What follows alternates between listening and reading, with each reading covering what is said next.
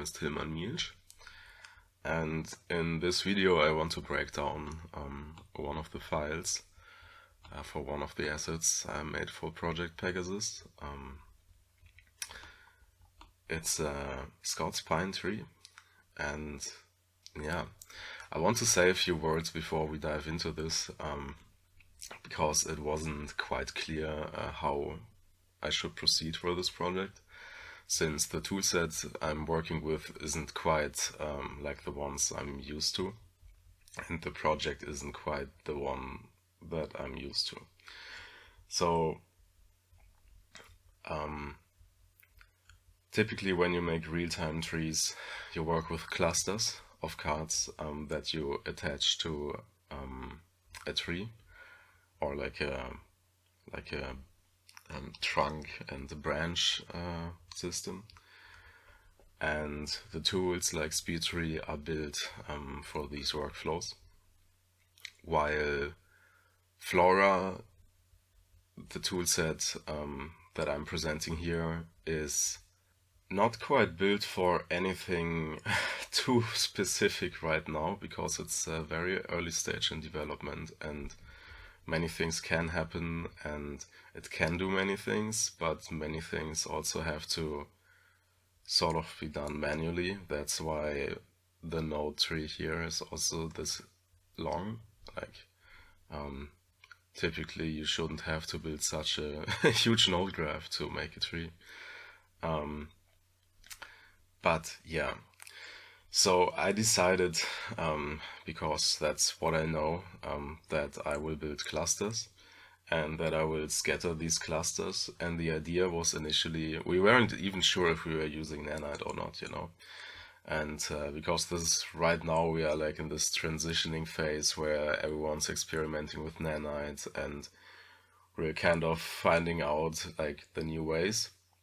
And this is an experimental model. It's not something that you would put in a game right now. And with this out of the way, yeah, let's talk about like how this is structured, or what my approach was. So the idea was that I make these clusters. So I first started making clusters using the Flora tools. Like, this is the overview of the breakdown, and I will go into more detail a bit later. So I made a variety of different clusters, which is surprisingly easy with these tools, and I'm really amazed at how you can make these like feathering branching structures. And then my idea was to bake like a billboard of this, so that I can have like two LODs basically, like one high poly LOD, or like even more LODs. One with like individual needle cards, and one with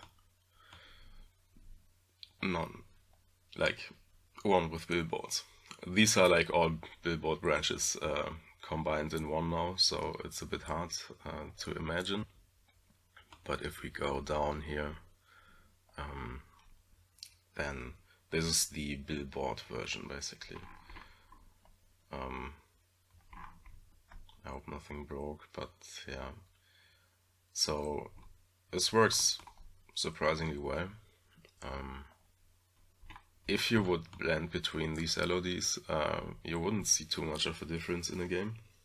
The idea was to sort of trick nanite and have like a manual distance-based like blueprint scattering that would scatter instances, like the high poly ones up close and the low poly ones further away, and just switch them, while having nanite activated on both. But interestingly, this didn't really quite work out, because nanite is actually more performant with the high poly version, like all the way, even into the horizon.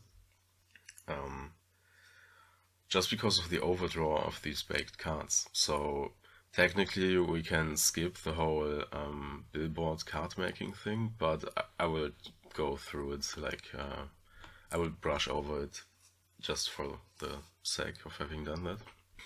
So to not keep you guys waiting for too long,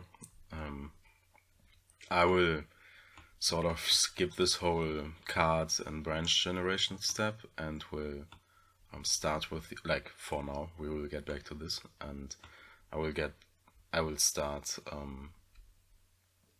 with the actual tree, because this is like a literally pretty straightforward node tree and a good entry into the Flora system. So we start from here. This is the solver node. Flora is a bit weird in that the information flow isn't coming from the clusters down to the main stems, but it's coming from, like, it's not going down, it's going up and down. And the solver is the endpoint that orchestrates the information flow.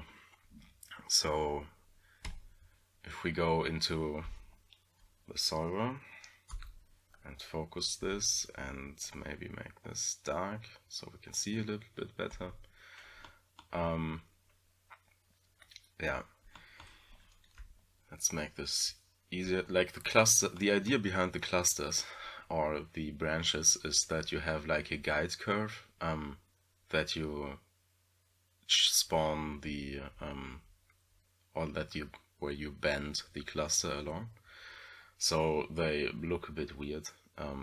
Let's just cut them out for now. And yeah, this is our pine tree essentially. And when I made this, there weren't any pruning features in Flora yet, so it's a very rudimentary pine tree. I would have, typically you have these like small branches that stick out of it, this broken off things, and lots of small details that I just didn't have the capacity within the project to bring them in, so forgive the basicness of this, but here we go. So we can like start node by node. I haven't figured out a better way to do this, but for now I just need to disconnect them all step by step to just isolate them. So we start with like an initialization node that sort of dictates the scale for everything that follows, because Flora isn't working quite like SpeedTree, for instance, where you would set like a definitive length for the whole trunk.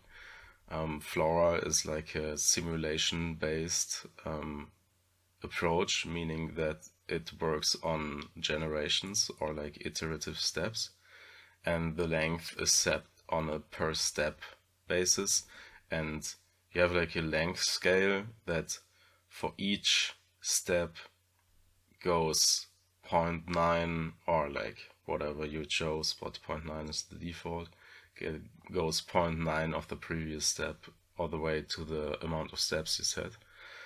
And setting like an initialization node can help in some cases. This is something in the future you would have integrated into the system, so let's not get too hung up on this. But one thing first, since it's generation based, we have the generations in the solver, which dictates the global generation count, that every component can only reach this many generations. And if we look at the frame, this is hooked to the frame by default. So we can just drag this up and down and sort of watch the tree grow, which is kind of cool. So let's continue with the trunk. and visualize the points so it's a bit easier to see. And here, if we look at the trunk, we have the maximum generations count. So this is limiting this particular component to a maximum generation count. So even if I go wild here and set this to, I hope there isn't internally anything that's expensive, but yeah, we can just increase the generation count without any problem or without anything growing into oblivion. If you have anything recursive going on, like recursive branch splitting, and you're doing this, you can crash your PC faster than you can say Flora. So be careful with this. And yeah, but if we now go to like frame 35, and here we already saw something right there. So now we can see our tree grow, because now it's just adding the iterative generations onto each other, and it's doing so with a length scale that I said of 0.95, and it's using the length of this initializer as a sort of base. So yeah, this is all a bit finicky. Because if I do it like this, does this work? Yeah, it does work. Okay, so you set the length initializer is set to absolute length, and then you can set like a length scale as in every segment or every generation would have this particular length, and if you then attach something with like a non-absolute length scale where it sort of exponentially reduces itself, then it will inherit this length from the initializer. Okay, but let's not do that, or let's undo that, and yeah, let's grow it a bit further, or let's keep it at this actually. And the same as we have the length in it, we need a stem in it for the main stems or main branches, because this is another sort of alpha thing that would be ironed out later. But right now, if you set the number of branches to anything more than 1, and if I now add 2 generations, then because the branch number is the same as like the length scale and other parameters as well, it's like a iterative thing that that gets applied across each generation. So if you have 3 branches, then each generation will get 3 branches, and that's not what we want. So we keep this to 1 generation, so we get our walling phyllotaxy here. But for now, walling phyllotaxy is just that on each node there is this circular arrangement of branches. Okay, now that we have these init components, we can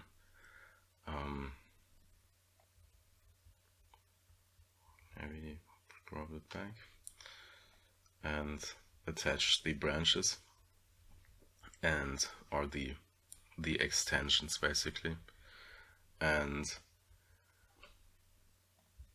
yeah, typically you don't need to do that, but with every component you can set if it should spawn on every generation of the component it attaches to, or if it should only spawn at the end. but it will not spawn on the first one. So since this parent component only has the end, you can leave this ticked, but I just wanted to have that said. Okay, and we will go over the control nodes in a bit. Just accept that it's getting smaller towards the tip, but let's grow it a little bit, I would say.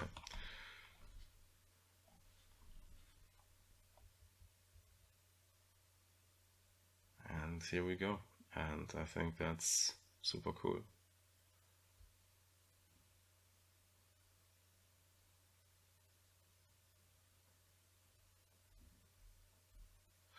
Yeah, and here we hit the maximum generation settings, and the defaults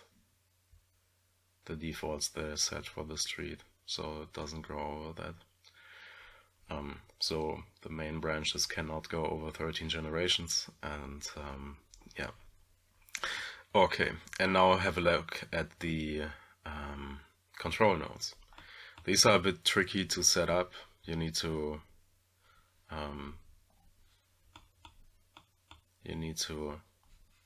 drag them into the you need to register them here by dragging them into them or picking them or whatever. Then in the component node you need to register it as well. But once you've done that, you get control.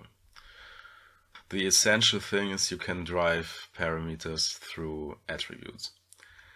So an attribute would be the height of the whole thing, and I could use this height and drive the length of the initial thing. I could use a random value between 0 and 1, for instance. I could use the current iteration count, and right now there isn't any sort of way to auto-fetch values or value ranges, because it's pretty hard to figure out what value range you have if everything's like a dynamically growing thing where these value ranges change all the time, and the information flow is I don't know the internals, but I was told it's difficult to implement that. So I like to use the current generation attribute, which basically like each step has a current generation attribute, and this is generation 1, 2, 3, 4, 5, 6, 7, 8, 9. And since I know pretty much what maximum generation I set for every component, and I'm always controlling like one individual component, I can use this maximum generation count as my value range limit. So this isn't too bad. So I can work with this. And what I'm doing now is I'm using a random, which is also a random across the length of the parent component.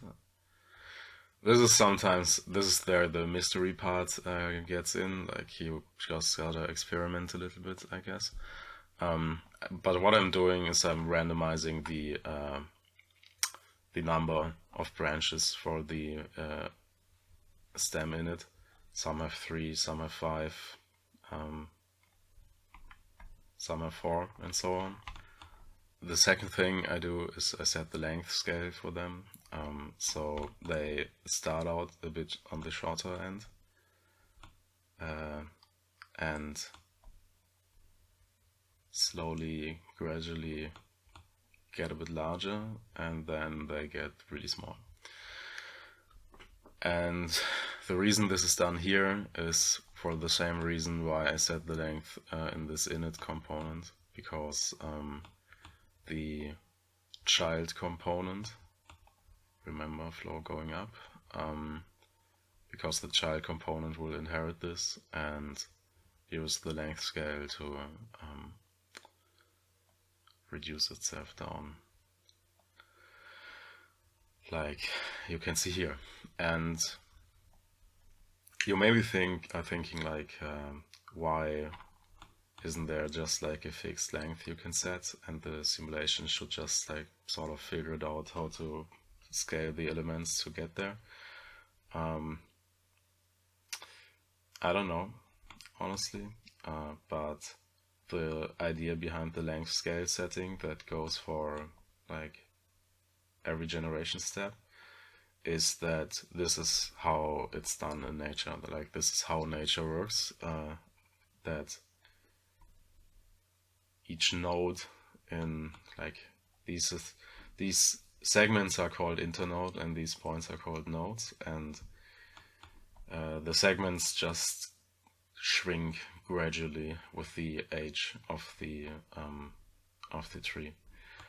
And wait a second, I actually lied to you. This is, the segments actually stay always the same. Like, even on the trunk you would have these teeny tiny segments. However, what does happen is that the branching from the nodes is in this logarithmic fashion. So to save some points, this tool doesn't. You can do that actually by using the absolute length scale, but by default it just has these like larger steps that make it quite easy to place branches in a natural way. But if you would make a tree that is like really one-to-one nature simulated, then it would actually make sense to have even sized segment lengths across the board. But that's a story for another day. Forgive me about not getting too deep into this one. Okay. And now that we have our tree and that we've went over the rough settings of this all, I will go into very detail of most of these settings. Alright, so let's move on and actually now look at the clusters. So a cluster starts with a leaf, and what I did here is I just took a plane and I just used the like Megascans plugin, and if we go into the material, I just got the Pine Atlas. It auto creates these materials for you, which is kind of nice. And but I use my own Atlas splitter because the one from Quixel is very like high poly, and yeah, so what I'm doing, or what I'm like, it's a bit unpacked still. Maybe I'll get the chance to pack this all up and make this like a more contained package for SideFX Labs, but we'll see about that. Yeah, so I get the opacity texture from the material and use it in a trace to trace it. Then I do some remeshing and splitting by normal, or remeshing, getting rid of anything too small. And then I'm using this node is in there, or is in the Flora content package, so you will get this file and you can pick it apart. But yeah, you kind of have to make your own content package if you want it. But, and this is also like, there's an error and I don't know why. So be aware that this is not final or anything. What this thing does is cut out quite low poly cards for each of them. And it does so by doing convex hull things, reducing the convex hull and using some like 3D to UV space, packing in UV space, converting back to 3D space, UV magic stuff. And then it's not perfect though, like of course it's not content aware, so it will cut into small things. So I'm UV editing this out. There's actually like this preserve UV thing which lets you edit UVs of a 2D thing without like moving them around, but for this it was a bit overkill. And now I have my cards. And now with the cards we can start worrying about the branching structure. So this is, in my opinion, where Flora really shines.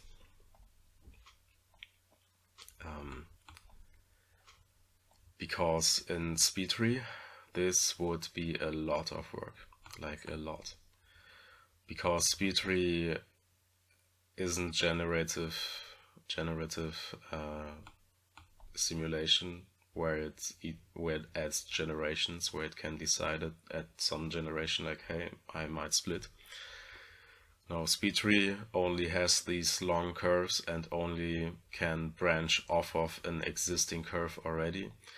And the mode bifurcation that they have is limited to detecting curvature and spawning branches on curvature that is within a threshold. And if you ever use SpeedTree in this mode, then you'll know that this is like a really painful mode to use that mostly doesn't work the way you would want it to work. With SpeedTree 9 they added like a really cool zigzag noise modifier, and the zigzag noise makes that you really have like this zigzagging in the long curve, and the bifurcation mode is fair enough good at detecting the bend points in the zigzag, so it doesn't look too bad, but it's also really just on a surface level and not actual bifurcation. And this is actual bifurcation, so it's really easy to make these patterns. And yeah, let's go through them as well here. So I start off with the initialization components, and I haven't named them nicely. I probably should have, but there are so many of them. And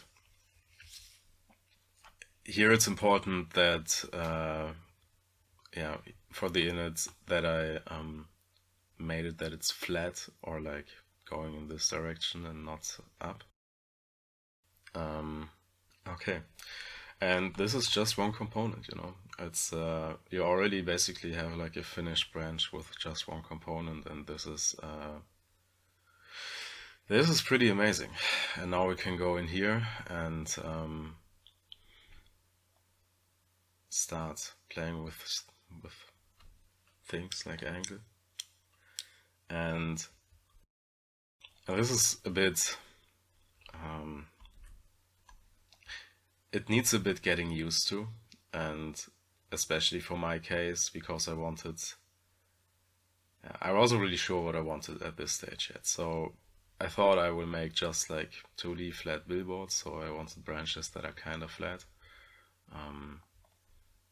And it's kind of weird how changing the angle, you need to get used to it, because with this internal rotation spiraling going on, and with the angle has like a lot of implications, and it's a bit of getting used to these implications. But the results look so natural and it's so fluent that, yeah, I think it's really cool. But anyway, let's not get too deep into this rabbit hole. So the next thing is that I scatter the guide curves for the needles, and here comes the magic. This is messy in here. There's a lot of messy stuff in experimenting. Like, I'm not aware. Like, I didn't build the system, so I didn't know how to mesh it because it's kind of weird, and like all these parts, these curves are not connected, and you need to connect them first, and you need to give them curve view attributes, and you need to know Houdini and the system like quite well to make this happen. And initially I just used like a packed up node tree from George, so I can make this, and this is it. That's just the meshing. I will not go into this. It's really... Don't go there, Zimba. It's a dark place. I used the chain node because the path deform doesn't have any internal shuffling mechanism for working with like multiple cards, and since I have like a stack of multiple cards that comes in from here, since I have this stack of multiple cards, I use the chain node because here you have a piece attribute, and I'll leave it at that. Then, oh man, I hope I didn't carry this through the high poly as well. That would be something. I extruded this so for baking that you have like two faces and not a back face, so the Normans bake correctly.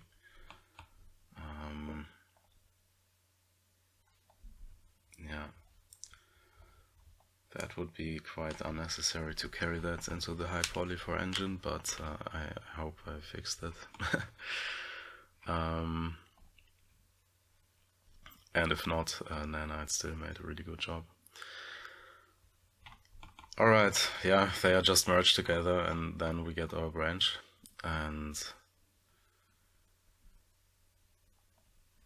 I think this is like the baked's broken. That's the joy of everything procedure and calculated again on the fly.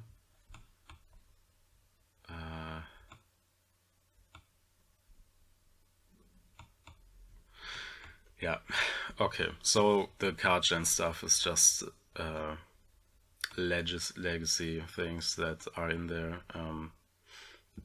Ignore them. The low poly stuff that goes into here is blasted out anyway.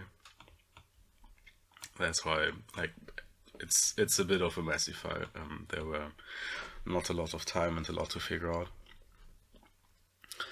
And yeah, instead I made this Billboard maker node, which is quite convenient, I dare say, and quite unnecessary now that we're entering nanite times, but as long as there are like Billboard trees to be made, it's quite useful. So you can just literally, like, if you give it a path attribute or a piece or something, I would probably need to allow you to specify that, but you can just feed in like up to 32 or something into the slots, and it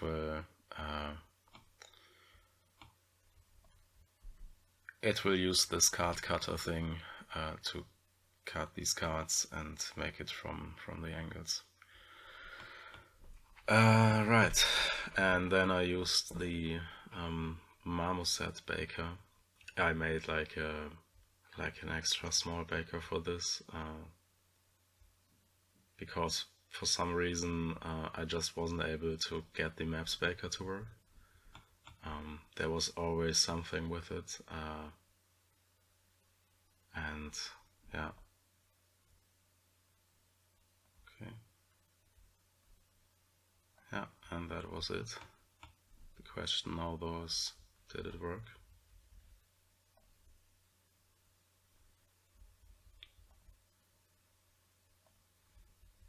Huh. It did work. Yeah, as you can see, the marmoset baker is just like a trillion times faster than the maps baker, because it uses GPU ray tracing. It's a bit experimental, and it's really tailored for Billboard baking and not like your typical high poly to low poly. I tried that too for a different asset, and I ran into some issues with that, so be aware. And yeah, then I'm just taking the combined high polys, bring this all down. Okay. And yeah, right, the same sort of Mufasa country in here. Don't go there. I mean, you can, but I don't recommend. And yeah, then here is also some like ugly me trying to brute force pruning without having like a dedicated pruning solution, and it's a really ugly. Yeah, I hope it won't break for you, because it's so ugly. Like, I save out the file cache, load the file cache back in, so I can have like a circular recursion without it breaking, and then I use the end result to boolean out of the end, or like, yeah. I'm not proud of this. Okay, so I use the same chain like I did previously, but here it's a bit, honestly I'm not too sure anymore what I changed in this chain. And I have no idea why it's not showing anything. Ah, that was it. I forgot to plug in the clusters. And as you've seen like earlier, like plugging in components slightly changes the whole like positioning of everything. And so it wasn't matching up and the clusters weren't there, and yeah, that's on me. Okay. So now comes the marriage, like you put the motor in a car, you put the clusters on the tree, and here we go. And yeah, the pine tree is a really simple tree. It's I picked it as sort of the first tree to make with Flora, because I'm as new to these tools as you are. Basically, it was a real challenge for me to wrap my head around this and get out of my sort of speed tree thinking. To be fair though, I'm not in the speed tree thinking, I'm in the simple tree tools thinking, which is like a small advertisement block now, which is a third-party toolset for Houdini, which I've been developing with a friend, Niels. Actually, I don't even have his surname. We just connect on Discord. But you can just Google for simple tree tools and you will find it on Gumroad. It's 70 euros or something. It's a really fair price. And he's been kind enough to really implement pretty much every feedback I gave him. And it's basically Speed 3 now. Though that would be really unfair to Simple Tree Tools because it's so much more than Speed 3. It really, if I had the choice, I would always use Simple Tree Tools over Speed 3. And you have no licensing issues and all that stuff. So yeah, if you're interested, and if this is a bit, if that made you curious, but you're not quite there, then feel free to check that out. I can just really recommend it. Really great tool set. All right, that was it basically. One thing that I want to like talk about as a closing word is that this the approach, or the whole thing I made this like the clusters and everything, it's not necessarily production standard, and I tried my best to make something that works and to experiment with new workflows. I've spoken about this in the beginning already, but just to bring the point home and to remember about this. With Nanite, I would approach it. If I would have known that we're using Nanite all the way from the beginning, then I would have approached this completely differently, and I would have made it on like an individual needle card basis, because there's no use for making these clusters and like having like I don't know how many node trees for clusters and scattering them all and setting up like complex Baker setups. This took so long to make. And instead, I would have just used the power of Flora tools, because what this really shines in is making sort of, back in the day, would have said offline render vegetation, where you really go in and scatter the individual leaves and have the branching structures unique all the way. But the times of offline are ending, and offline is, or I don't know if they're ending, but they are converging with the times of online. So online rendering or real time will be the same as, or like the content creation will be the same as for offline rendering. So in the future, you will not have to worry about clusters. You will just have to worry about making branching structures that are true to life. And I'm a game artist. I work on games and I make vegetation for games. I work on actually I make more processing systems for vegetation for games, but that's another story. But that means that I wasn't aware of a lot of things in tree biology. Like I'm an artist, I'm like a layman. I've never studied a biology book before about this topic. I always went from like a you see what you get approach and just try to understand trees from like visually from a visual perspective. And I kind of ran into a wall with this, with the Flora tools, because they don't give me too many tools or too many parameters that I can just dial to get like a visual, or to get what I want from a visual perspective, right? I don't have a length setting that just lets me control the final length of a component. I just have to work with these like iterative generative settings. And this was really difficult, especially under time pressure and especially under like bug pressure, because these tools, it's a small miracle they exist, and this is like pre-alpha software in its early, it's a prototype basically, it's not even pre-alpha. And this all was really difficult for me. And I didn't understand this while it was difficult for me. But afterwards, I was really annoyed with myself that I'm not understanding trees better. And I took the time and I got some biology books, books on arborism. And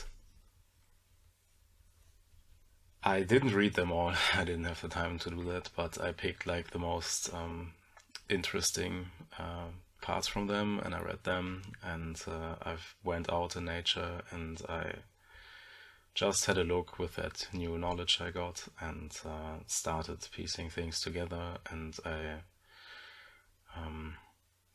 Googled a lot. So I came up with like a small systematic or like a methodology for artists to work with reference much more precisely. And it's not perfect. I'm not a biologist. As you have seen me wonder earlier, I probably will just leave it in and not cut it out. But as you have seen me wondering earlier about the walled phyllotaxy, if it's like legit to have like varying node counts or like bud counts on each node, where the branches come from. I'm pretty sure it's legit because nature is never perfect, and you will never have only ever 5 always, because there's just genetic fluctuations in expression, and if it's a cold year, the plant maybe decides to just do 3 instead of 5, or like if it has like not a lot of nutrients and that stuff. And this, what I'm doing right now, is sort of like trying to understand the plant and where it comes from, you know, like why is it doing the things it's doing, and really like becoming the plant, like walk a bit in the shoes of the plant. And it greatly helps to just understand your subject and make something that comes to life, because we have these images in our heads of like prototypical trees, but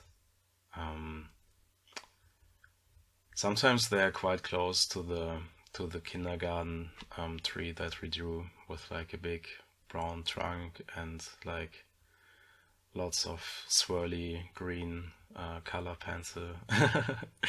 So it really does help to get into the gist of it, and that's what the next video will be about. So thank you for staying with me for so long.